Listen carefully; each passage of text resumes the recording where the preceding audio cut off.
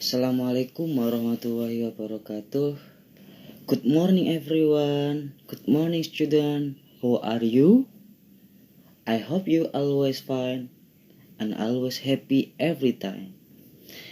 Okay, today's friends, we going to about material narrative text story for young learner.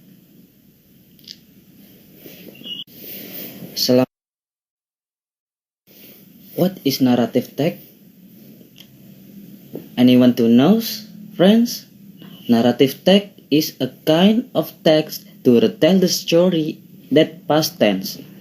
Usually, narrative text is a story about the past. Jadi tentang narrative text itu adalah suatu cerita di masa lampau yang mana biasa dikira dengan seperti Cinderella, Pinocchio dan lain-lain. The purpose of the text is to entertain or to amuse the reader or listener about the story. Jadi tujuan teks ini adalah untuk mempengaruhi pembaca agar mendengarkan sebuah cerita.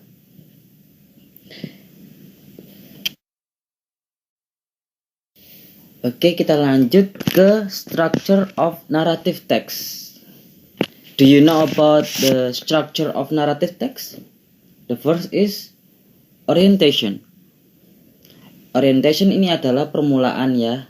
Orientation is one of the characteristic the structure of narrative text. They must be written at the beginning of story. And the second is climax, complication. After the introduction, the story will be immediately followed by conflicts and problems, which are also known as climax of complication. The third is resolution. The problem has occurred. We finally arrive the conclusion of story called resolution. Oke, orientation adalah pembukaan.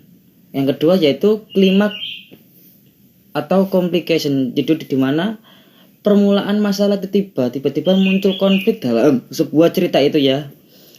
Nah, yang terakhir yaitu resolution. Biasanya terdapat kata-kata mutiara yaitu cerita penutup dalam sebuah narrative text.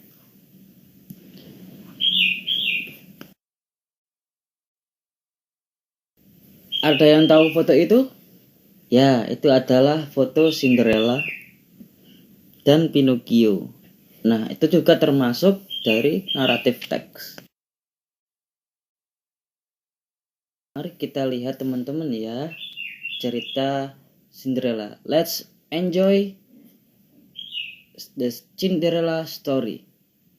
Please read until understand and ask me everything about Cinderella. Any question so far? I hope you understand from the Cinderella story.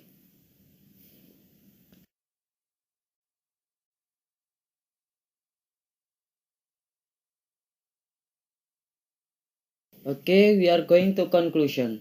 Apa itu teman-teman? Conclusion? Ya, conclusion itu berupa kesimpulan. What the topic story? Tapi tadi cerita tentang apa teman-teman? Nah, tadi cerita tentang Cinderella. Di mana Cinderella tinggal? Cinderella tinggal di rumah. Di istana, sama bertemu dengan pangerannya. Terus yang ketiga yaitu siapa sih Cinderella itu? Nah, Cinderella itu adalah putri yang sangat malang ya. Dia tinggal bersama ibu tirinya dan dua anaknya. Oke, ada yang masih menjanggal? Any question? Oke, I think is enough. The next slide is moral statement. Nah, ini salah satu kata-kata moral yang dapat kita temui di kisah Cinderella. melakukan yang baik, kerjaan yang rajin akan memberikan kamu kebahagiaan dan akan memberikan jalan-jalan yang mana memberikan jalan yang tidak terduga yang diberikan oleh Tuhan. Jadi berbuatlah baik dimanapun kalian berada. Nanti Tuhan akan memberikan jalan yang tidak dapat kita duga. Itu saja yang dapat